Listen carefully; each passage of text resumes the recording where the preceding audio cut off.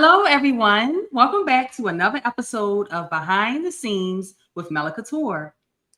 So today I have a special guest in my studio. Her name is Jennifer, and she is the founder of Blessed and Highly Favored. And she actually is a cake designer. Okay, so I'm so happy to have you on as my first cake designer for the podcast. So thank you so much, Jennifer, for coming on tonight. Yeah, thank you so much for having me. I'm really excited to be here. Yes, Jennifer. So I see that you in your full-on baking studio. You have your Yes. full-on studio now. Yes. Yes. And it is bridal season, so I can just imagine you got 10 cakes probably going at the same time. I know. Yes. Always. Yeah. So how did you get started? I'm curious how you got started. So I was not too happy in my daytime job. It was just after COVID. It was like 21. So, people started working remotely, things were changing, and I needed more change and more for my family. Absolutely. So that caused me to say, okay, well, how can I spend more time with my family instead of driving to work and then working all day for somebody else and then driving home. Absolutely. And then I get like no time with my kids. Jennifer, tell me a little bit about yourself. Okay. Always enjoyed baking. Like my mom and I always baked when we were really? younger. So okay. Yeah. I just have so many memories of like her cookie recipe and making this cake for my dad or doing all these other things. And so I was like, I could do that. Like people are doing it. I can do it. Yes. And I took a leap of faith and God caught me where I landed. So you've been in business for like 4 years now, right? Yeah, 4 years, which is crazy to think about because it feels like just yesterday I was struggling to frost a cake, and now I own my own shop. So that is great. You're definitely good. Just starting off can be tough, but once you get to going and you see the response, like your clients happy, your brides are happy, your clients. I'm just glad that you just had that, that little unspoken, word, and when you be like, you know what, it's time to get to your creative space. This is what I call like being creative, living in your purpose in a sense. Because being a designer, as it's you pulling from, you do need the time for one to prepare for what you're creating. And if you're being pulled in other directions by jobs or different people, your creativity can't be at its highest level. I'm so glad that you decided to take the leap of faith, because I took a leap of faith as well, but it's not easy, No. Looking at the job situation and to be like, okay, now you want me to do what? Like, okay. Then it's just like, okay. But he always brings us the business, he always keeps us in business. And, we may have ups and downs, but I feel like this is more fulfilling, right, for you than, probably what you've been doing all your life.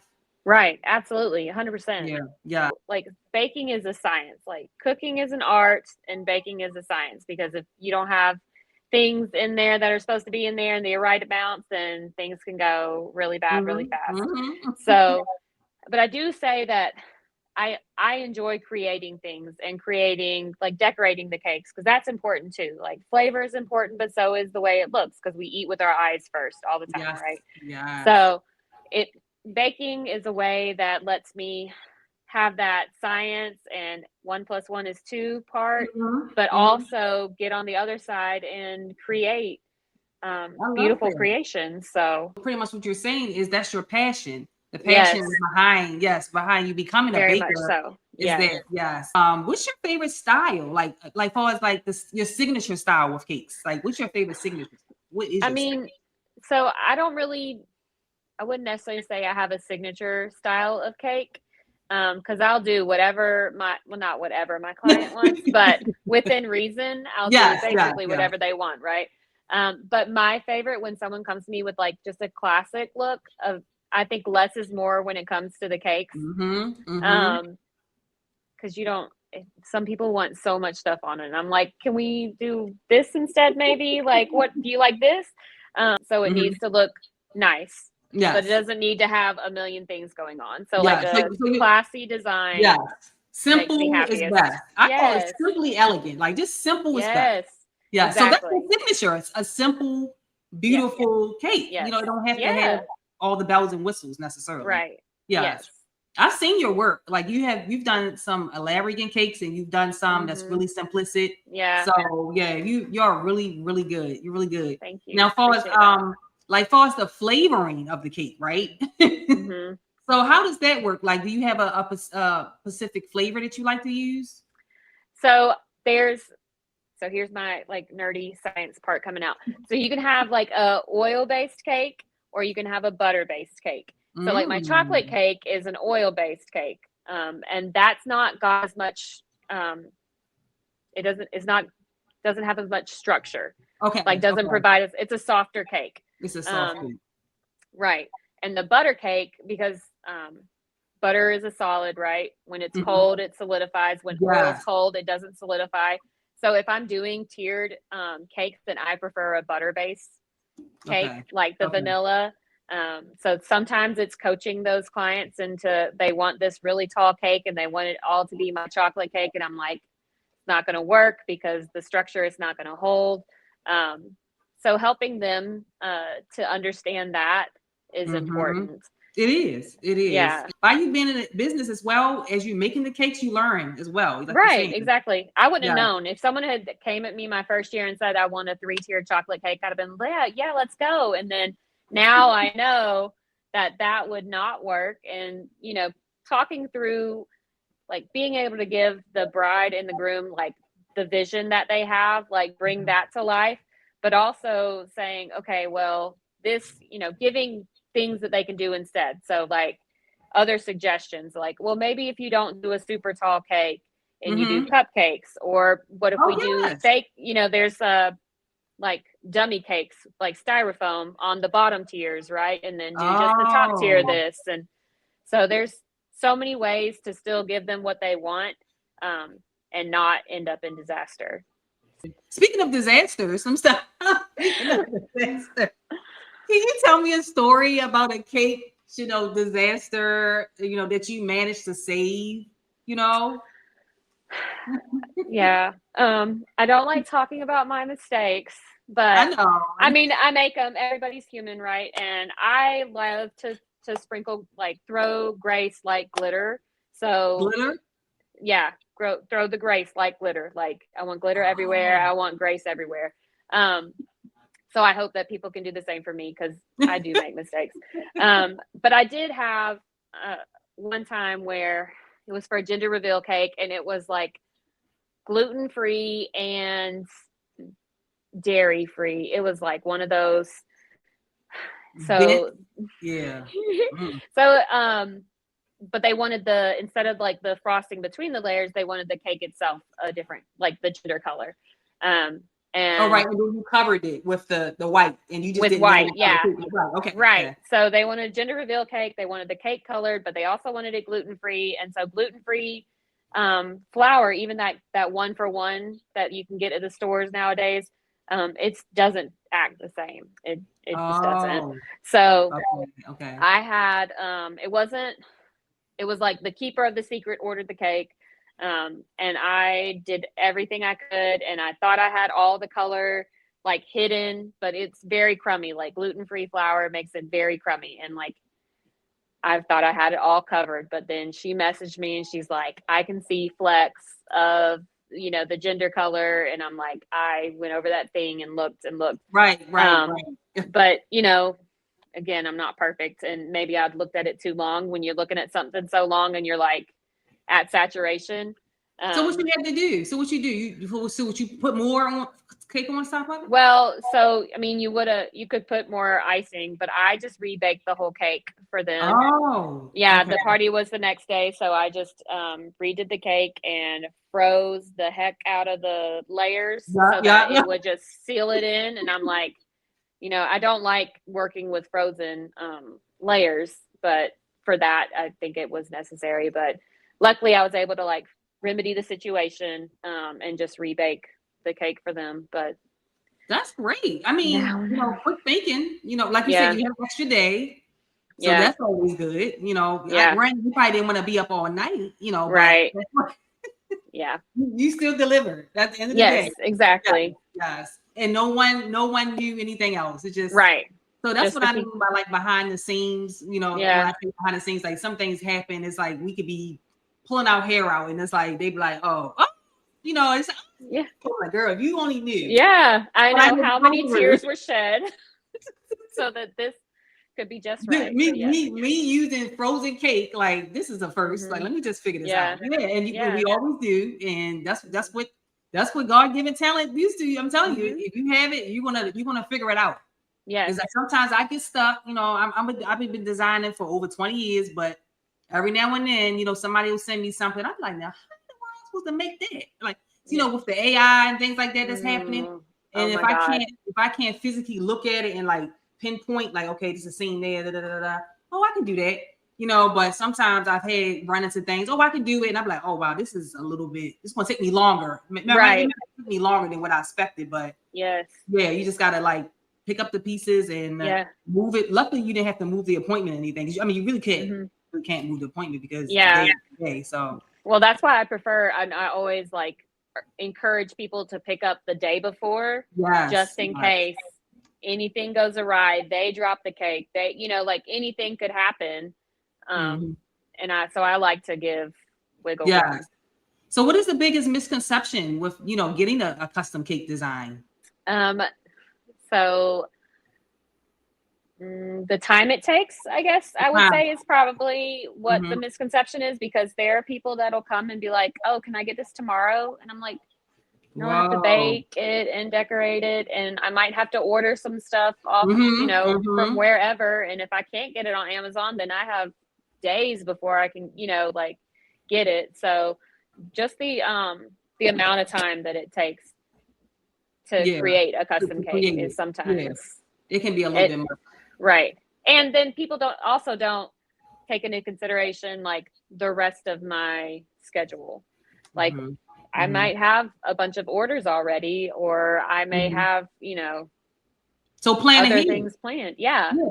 Like if you're planning your wedding, this is why I say the same thing. If you already, 12 months out, 10 months out, and everyone's searching and everyone's looking.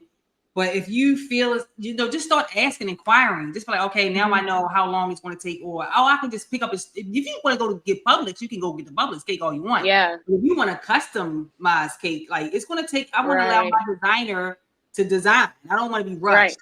Yeah. Being rushed is not the funnest neither. But no, I came to you last year and got my 20th anniversary cake designed by you, and it was amazing, Jennifer. Yes. Thank you. I sent you a picture of my like color scheme concept, and then you came up with another like a beautiful idea, with the flower and the and all the things. You guys, take a look at this beautiful cake, and we picked up that cake. Me and my husband was like, "This is so pretty!" Like because we had a micro wedding. It's like a micro wedding is like a small wedding for like maybe 10 or less people. So we didn't need the big cake, but I still wanted something nice. I still wanted something nice. And it was 2 tiers, but it was thick though. It was like a thick cake. And then we also ordered the macaroons. And this was the first time my family had macaroons. I mean, a lot of people don't really know how delicious they are, especially when they're made right. Because I've had them from the supermarket and it does not compare. I mean, at all. So your macaroons were amazing. The cake was great. And we sat there after the wedding and just ate that cake and ate them. Macaroons were gone in minutes. So they were just, they were gone. But we said we didn't know how to cut it. We was up there like, oh no. And luckily we had a friend there that I don't know how she knew how to cut it either, but you supposed to cut down and then cut down. So I didn't know. We trying to cut down the whole cake. And then we didn't freeze like how some people take the top and they freeze it. So we didn't do that. We just ate it on it throughout the rest of the week. We like cake, and the cake was really good. So it was just it was just a treat. It was a good treat to have for our dessert for our wedding. So thank you again for that. I really appreciate it. I'm so excited that when you reached out, it means so much to me to be able to do like wedding cakes, like birthday cakes and whatnot. That's cool, but like to celebrate like somebody's wedding, somebody's anniversary, like that celebration of that is just something special. Yes. And when I met you, you actually were working out of your home. I work out of my home still. I have a private studio set up in my home. So, you know, it's kind of set up where you can't see any other part of the house. Right. So I just had to set up. But even with you, like you was like, okay, you have to come to my house and pick it up. I'm like, okay. Like, I don't know why people be acting like people can't work out at their homes, you know. I but know. Eventually, I mean, of course, eventually I will want to have a storefront. But I'm just glad that you were able to get your store in so fast. Like, you know. Yeah. Where are you located? So I am in Oakwood. I'm near in the Ollie's and Aldi shopping complex. Okay, I know where you are. Yeah. So I got to tell you the story because it's like God moved for this. Really? Yes. Okay. So last year, the end of last year, like October-ish, every time I drove somewhere, I'm like looking for like a space. Like, would that be good? You was putting it in the universe. Yes. Right. Yes. And so there was a place that wasn't too far from my home. It's not far from here. That came up for lease, and I went and I looked at it. The guy, like, I ended up knowing him through something else. And I got a plumber to come look. I got an electrician to come look. I got an architect to come look. Wow. And then my next step was like, we had to get it rezoned because it was zoned for office. Okay. And that's like a 2-month process. Okay. So I was telling the guy, like, hey, I need you to sign this so we can do the zoning. And he was like, you know, I don't really want to wait. I don't want to go through this. And I'm like, okay. You mean the owner of the place? The building, yeah, because he didn't want to wait. He didn't want me to, like, he didn't want to wait the 2 months that I would not be paying rent. Oh, okay, got you. To get it rezoned. So I was like, okay, cool. All right. I prayed. Every time I went, I prayed, like, Lord, if this is it, let it happen. And I thought, you know, that was the path I was on because I got this plumber, I got this electrician. Everybody was saying, like, well, we can do this and we can do that. And then the owner said that, and I was like, oh, okay, that's not it. So I went out and got a truck because I worked super duper hard. I haven't had a new car in I don't know how long. Oh, so you took the money and got a truck. So I took the money and got a truck. And then a month after I got the truck, my parents called me and they're like, hey, there's that bakery in that complex. Like, there's a for lease sale or for lease sign in the window. And I'm like, no, you're crazy. There's always a place for lease in that little strip. Like, something's always empty and moving. And they're like, no, it's the bakery. And I'm like, okay, well, get the information. I'll call. So I called. The first number was like, well, I just, you know, I do the day-to-day, but this is who you should call for, like, that part, to lease it out, to see about leasing or whatever. So got to the right person, came and looked at the spot. It was Sugartopia. They have a Cornelia location. This was their second location. They baked in Cornelia and just had a retail spot here. Oh, okay. So, they would bring product from Cornelia to here. To sell, right? Right. Right. So, but they switched owners, and so then they decided that they wanted to let go of the second location. And I was like, okay, well, are you moving everything out? Like, what's going on? They wanted to leave their equipment, like tables, coolers, freezers, everything. Wow. They were super willing to wait, like, because I needed to get Department of Agriculture to come and inspect and this, that, the other. And it happened, like, that was the beginning of November. And then I opened up like the very end of January. Wow. Right. And what the amazing thing about it is it was already a bakery. Yes, exactly. Like, and like, I was looking at this space that I would have had to spend 4 times what I spent, and God just to get it up dropped and running. It in my lap. Yeah, exactly. So there's still things I had to do here. But it just all worked out perfect. Like, God just gave it to me. Just straight gave it to me. So good. When I doubted him. I said, nah, this is not it. And then, so our church, I know this kind of, our church had these cards that we were supposed to write on, like a prayer or whatever, like, this is what you're going to give over to God, write about this. And that was like in October or whatever. And I had wrote that I want a commercial bakery. I want to have my home be a home again and not my bakery. And after that one didn't work out, I like tore the card up and I said, oh, that's not it. Right. Oh. But no, that was it. Like, I doubted God again, as So that always, was the but reason. he came through. So you believe that because of the doubt seed infiltrated? Well, no, not really, because you were onto something at first. Right. And no, then when I think that I think God was always having this space for me, and I was being impatient and trying to force it somewhere else. But he had this waiting on me. I believe that. I do believe that. I had something like that happen with me where I am now. I didn't want to move to Gainesville. I was just like, it's kind of hard, and like people gonna, people do travel out of state, like, from my original where I was born in Maryland. But so people will drive 10 hours. I'm just from out of state, like, Florida, things like that. But I was just staying locally in Georgia. Like, people are so like tight about time and driving. So I was like, it's like, but that was like literally the only thing that was available. Like the only home, it was a home eventually, because I was moving from apartment to apartment we finally got blessed with this home. And I was like, okay, you know what? I'm just gonna stop, because I ain't got my hands were tied. Like, but the place was waiting. This place was open for you. Like, if I had known before, well, probably if I had known before, I probably wouldn't have moved. I probably would have, that's too far. But when I was kind of like pushed in the corner in a sense, where it's like, okay, this is what I'm giving you. Are you going to take it? And I was like, okay. And I took it, and my business has been phenomenal in Gainesville.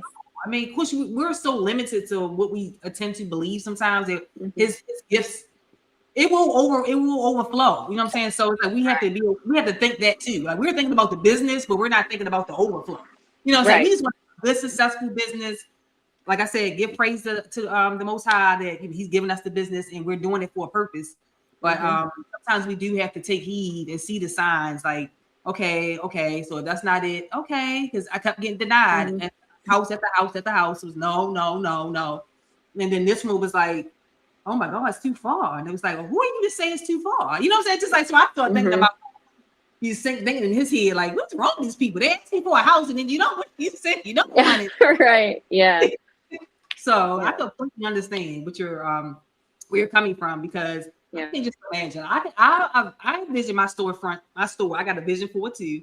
So I'm like, okay, when it happens, I'm gonna jump wholeheartedly into it, just how you did in your business.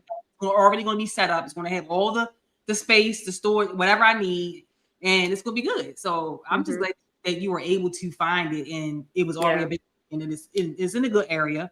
You know, Oakwood is actually, if you guys are not familiar with Gainesville, Georgia, Oakwood is actually kind of a popular area where people travel to in Gainesville. It's not like the square, but it's not too far. You know what I'm saying? So a lot of people, when I say I'm from Gainesville, they mention Oakwood all the time. So I'm like, okay, so now I know. And what's funny is back in Maryland, I used to live on Oakwood. My street was called Oakwood. So it's little things. But But no, so you said you've been open since the end of January, right? Yes. Yeah. And since you opened your doors, how has it been, like, just being in the shop,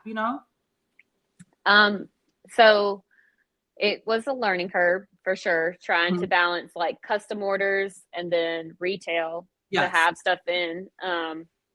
But I think I've got the swing of things now. I've got a system in place and plans in place, and I was able to hire a part-time, like super duper part-time, like 10 hours a week person, so that to alleviate some of that retail, because I was like trying to bake but also trying to run up front and trying to come back, and the timer's going off, and I've got people that I'm talking to, and we try to do everything ourselves, and when we do realize we a little bit of help isn't too bad. Right. That's good. So now you got your employees in there, you good, you got your sign, you good to go, and people are running through the doors, like. And then once you get known in the area, it's like people just gonna be walking in all the time, Right. Yeah. I've already got like some regulars, people that come like every other week. Yes. Yeah. So I'm like, because it's good to have. I love a good. You do donuts? I don't do donuts. No, I'm just asking because sometimes I like cupcakes and donuts and like cookies. And cookies. You do cookies? I do cookies. Yes. Okay. So it's the cookies, the macaroons, right? So I do macarons are a type of cookie, but I also do drop cookies, like chocolate chip cookies. And sugar cookies. Decorated sugar cookies are probably one of my like your best more seller. popular. Yeah, as much as I hate them, but with your bakery, what do you sell? Like, I know you have an array of different things. Right. So macarons are my favorite thing to make, like of all time, because they're so like the science of them. You have to get every step right. Yeah. So macarons I always have like 8 or 9 flavors of those. Cake tins, they're like mini personal cakes, about 2 cupcakes worth in a variety of flavors like s'more and cookie butter and chocolate and peanut butter, and a few classics like red velvet and cream cheese. I have cheesecake. Started selling cheesecake slices. Yes. Yes. I have decorated sugar cookies, drop cookies like chocolate chip cookies, and sprinkle cookies, and then the cake pops and pretzel rods. Yeah. I haven't tried the cake pops. I see them in the stores, but I would rather get them from a bakery because they're fresh. They're more fresh. Right. Yes. And do you cook them and you just, once they sell out, you just remake them?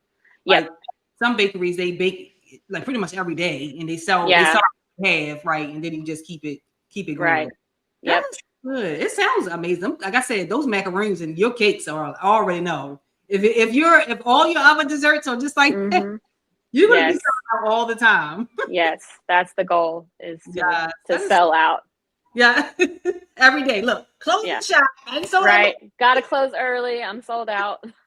Yes. One of the most important things far as booking you as a cake designer, if they need you for weddings. So the sooner you can book, the better, because once my date is filled, my date is filled. Yes.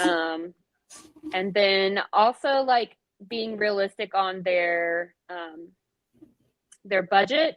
Yes. The budget. Yes. And their guest count. Because so often like people will over order all the time, like, or send me this picture of this huge cake, but they only want like 20 servings. And I'm like, that's not what you need then. But yeah. So, and again, that's one of those things where you kind of coach them into, well, we could do a dummy layer. And cause you don't really, cause food waste like is such a like pet peeve of mine. And it's something that I'm always combating because I don't want to have too much available. And then end up throwing stuff away, trying to figure out exactly how much is needed. One, like cost wise, you don't want to have a whole bunch of extra stuff. You don't want to spend a whole bunch of money on stuff you don't need. And then just food waste in general, like in a whole, when I think about like the whole world in food waste, it like gives me anxiety, but so trying to combat it on my little level as best I can. So what is your tips, to giving someone, for wanting to design on a budget, because I was on a budget. And help me out. You would say, okay, this is the kind of cake you need. This is how much it was. It was right in my price range. I was like, sold. Okay, good. So what advice would you give them? So you always want to bring their visions to life, like what the vision is that they have for their wedding, for their celebration, this aspect, that aspect, whatever it may be. But more likely than not, they're not always 100% like, I have to have it look exactly like this. Okay. So maybe we don't have 3 tiers. Maybe we have 2 tiers because this is the budget that you have, that you want.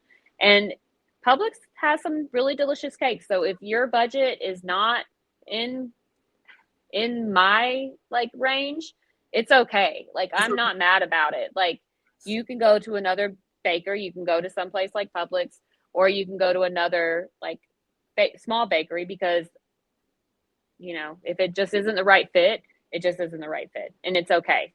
Like so you're okay with allowing, like, so if somebody's budget is something kind of small, you're okay with saying, okay, maybe you should try this.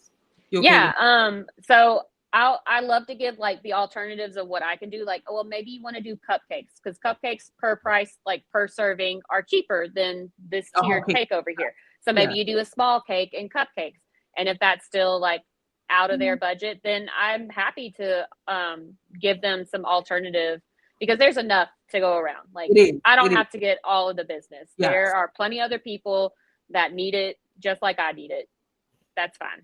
That's great. So, you do that, because a lot of people, they want what they want, and then can't get what they want, they kind of feel, they get upset about it. So I know about that world too, girl. It's too much too short. Because when I tell y'all my price for a custom gown, yeah. So it's like, but I do offer a payment plan. I'm not like, most bridal shops where they want all the money up front, 70% of the money. I'm working with you, along the way. So I try to, when I explain it to them in that sense, they're like, okay, like, woo, like, okay, but I at least I know I'm getting what you want. And then, custom, I feel like you're all taking a chance with the designer, but you have to trust us as well. You have to trust us, know what we're doing, and we can bring your vision to life. Like you said, bring your vision to life. So, and I'm not going to take on something that I feel as though I won't deliver. I have definitely turned people away because this design is just not in my wheelhouse, like not even close. Like I know it's not for me. Here's some that I've seen that you can go to in the area still. Yeah. Like, so. I know what you mean because, being a cake designer, I can just imagine some of the inspirations that you've been seeing, so. And especially with this AI stuff, because like they'll sit and I'm like, I cannot. That's not possible. Cake, then Cinderella, Princess, Aladdin, Smurf, and then voila. Yeah. A Disney cake. You're like, or let's say they have 3 kids. They want one side of the cake, pearls and roses. They want the other side blue with the Smurfs. And they're like, come on now. Like, let's not. Well, my kids have the same birthday, right? They are born on the same day. And they're 7 years apart. So for the longest time, I would buy one cake and I would just, put it like from like Publix or something. I would just tell them to put a line down the middle and put happy birthday on this child and happy birthday to that child. And I went along. I want a good, my daughter she was 12. She was 7 when I had him, right? My first daughter was, when I had my son, my daughter was turning 7 that day. So I was in the hospital. I called her and said, hey, surprise, you got a baby brother. And it's like, what? I had this big old birthday plan for her. Oh, goodness. So I couldn't go to the party, of course, because I had my son. And when she turned 12, so 8, 9, 10, 11, so 5 years, I would have it together. I would do the party together. So when she turned 12, she was like, I want my own cake. I want my own party. And so I started to do the 2 separate cakes. So now I buy cakes, but, sometimes you can't help it, but you gotta give them what you want. So so one she's an artist too, so she does tattoos, so she's a tattoo artist, so it's always like a graphic cake. And then my son is really he don't even really care most of the time. He just want to eat the cake, right. So I'll be coming back to you. Their birthday is not until November, so now I know I can come get to yes. Absolutely. For them, but no, I want to know, what advice would you give to an upcoming cake designer? So I would say just practice as much as you can. There's and YouTube, like I didn't go to school for this. I watched so many YouTube videos to figure out designs and how to do this, and just watched it over and over. And it really just I perfected my craft. Not that my craft is perfect. I perfected it over time though. Like it's not going to happen overnight. And like just relationships, like building relationships. Like I joined a couple networking groups, and even like the PTA, like I got a connection on my PTA, like with somebody that has helped my business grow. Because they're another small business owner. So small owner to small owner is a good thing as well. Yes, that's probably like number one, is like the connections that you make, the relationships that you build. Yes. Yeah. And then just you have to keep trying, keep practicing. Yeah, that's true. Because if it's not in you, I feel like when you're saying like just keep practicing, because you can say you want to do something, but once you get into it and it's not going the way you plan. And you just kind of, I'm just not doing it ever again. It's like, but really love what you do, you're gonna find a way. All right, I'm just okay. If at first I don't succeed, I'm gonna try again. Right. So, yeah. I agree with you on that one. Yes, that's even with sewing, it's the same way. People want to become designers and they want to, do all the things, and sewing isn't the easy. It's patience. I'm pretty sure with anything, it's patience, but this sewing in particular, it's a lot of stop and go. It's a lot of starting over. Like, oh, that seam wasn't right. Let me just take it back out. Like, I'm going to get I'm not. There's no need for me to get upset. I got to take it out and do it over again. Like, so I'm not. It doesn't bother me. And I've been sewing for years and I still make mistakes. You know what I'm saying? No one is perfect. Make a mistake mean like, oh, this is off a bit. Because as you go on, you want to be perfection. So then it goes from not really knowing to knowing how it should be to wanting it to be how it should be. Yeah. So you're right. Once you keep practicing and practicing and practicing and practice make perfect, it'll be okay. And we might still have some, as a designer, we see little quirks and things that we may not like, but the client, may not know that, one sparkle might be a little higher than the other sparkle or whatever. Yeah. Just keep going, Thank you so much just for doing this with me today. Yeah. Are you on any platforms besides? I am. Okay, what you on? So sorry, I cut you off. I'm on Instagram, TikTok, and Facebook at BHFBYJEN. So BHF by Jen. BHF by Jen. So what's the Blessed and Highly Favored? The name of the store? So Blessed and Highly Flavored by Jen is the name of my store. But the BHF is a shorter handle to make it easier to tag me, because I tried it that really long one, and it was like, oh my God, like nobody could tag me because they give up after the second S. So I shortened my handle. Oh, I like that one. Blessed and Highly Flavored. That's different. Yeah, that's cool. How did you come up with that? So before I started and was throwing around the idea of baking, I was just I don't know. It just God just sent it to me. Just came to me. I was like, oh, I could call it Blessed and Highly Flavored instead of like being Blessed and Highly Favored by God. But it's the same. Blessed and Highly Flavored by Jen. Yes. Because that's what they get. They're getting a blessed cake. Okay. Well, so I love to be a blessing to others, and so like blessed had to be in it. Like that's one of the things that brings me joy is when I can bless others. For real. Yes, because like I said, you blessed me, honey. I was happy. I was just see-through. Okay, so I know, I know how it is. I want you guys just to follow my girl Jennifer on all of her platforms. Okay, she is one of the best cake designers here in Georgia. So please hit her up for a cake. We're small businesses out here doing our things. And just go follow her, hit her up, and just just to get some quotes or just so you can get ahead. Whether it's a birthday party, wedding, but. Like I said, bridal season is here, so we're going to keep pounding the pavement, and we're going to make sure that you guys know that we're here, and we are blessed, and we are definitely highly favored. Okay. Okay. But I want you guys to just to like the video and comment, so you have any questions you want to say, and of course subscribe to the channel, because I will be back soon, you guys, with another bridal bestie. So thanks again for tuning in to your girl Mela Couture. Bye.